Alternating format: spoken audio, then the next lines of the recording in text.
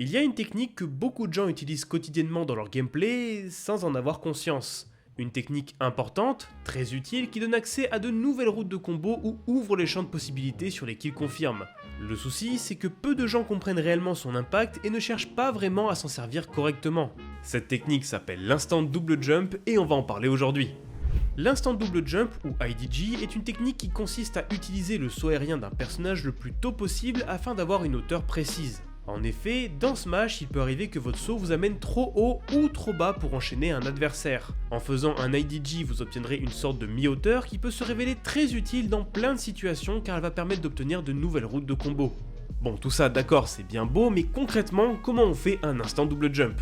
Pour faire un IDG, vous n'allez pas en croire vos oreilles, mais il vous suffit simplement de sauter 2 fois très rapidement.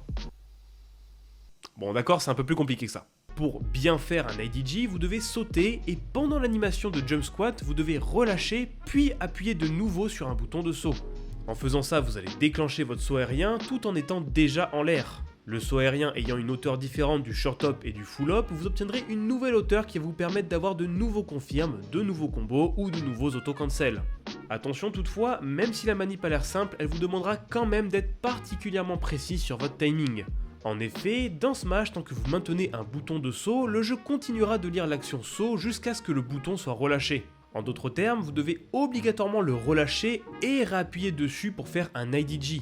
Sauf que pour faire un bon IDG, vous devrez le faire le plus rapidement possible après avoir relâché le bouton. En gros, vous appuyez sur saut pendant 2 frames, vous relâchez le bouton pendant 1 frame et vous réappuyez sur un bouton de saut la frame d'après. Ce qui veut dire que dans le meilleur scénario, vous pouvez avoir un IDG en frame 4. Sauf que 4 frames pour appuyer, relâcher et réappuyer sur le même bouton de saut, c'est beaucoup trop court et humainement c'est trop compliqué dans des conditions de tournoi. C'est pourquoi je ne vous conseille pas de faire cette technique en partant de rien, mais de la faire en vous servant de votre buffer. Par exemple, vous faites une action, genre taper, et pendant les 9 dernières frames de votre action, vous appuyez sur votre bouton de saut. Quand l'action se terminera, votre personnage va sauter à la première frame et il ne vous restera plus qu'à réappuyer au moment où votre personnage commencera son jump squat. Alors certes ce n'est pas parfait, mais ça vous permet de limiter le nombre d'inputs à faire et donc avec un peu d'entraînement et en connaissant les timings de hitstun, ça deviendra de plus en plus faisable. Bon, si vous avez une frame ou deux de retard, c'est pas dramatique, mais plus vous serez constant et mieux vous tirerez profit de cette technique. C'est pourquoi je vous recommande de la travailler dans votre coin afin que ça devienne naturel pour vous et que après vous puissiez l'utiliser en conditions réelles. D'ailleurs, vu qu'on parle d'exécution, je me dois de vous préciser que le tap jump va grandement vous faciliter la manœuvre.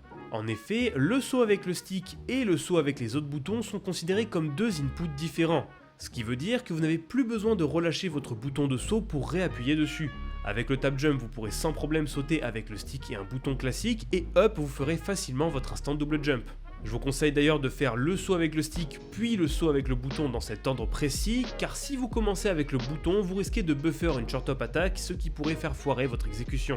D'ailleurs, ce n'est pas le seul avantage qu'offre le saut avec le stick. Il existe une technique obscure dans Smash que vous ne pouvez réaliser que si vous avez le tap jump d'enclenché. Si vous sautez, relâchez votre jump et réappuyez dessus le plus vite possible, ça veut dire que vous avez fait un short hop, car vous avez relâché votre bouton assez vite pour que le jeu considère que vous ayez fait un petit saut. Mais avec le tap jump, vous n'avez plus besoin de le relâcher comme je l'ai dit plus tôt, donc vous ferez un grand saut et combiné avec le stick, vous obtiendrez un full hop instant double jump.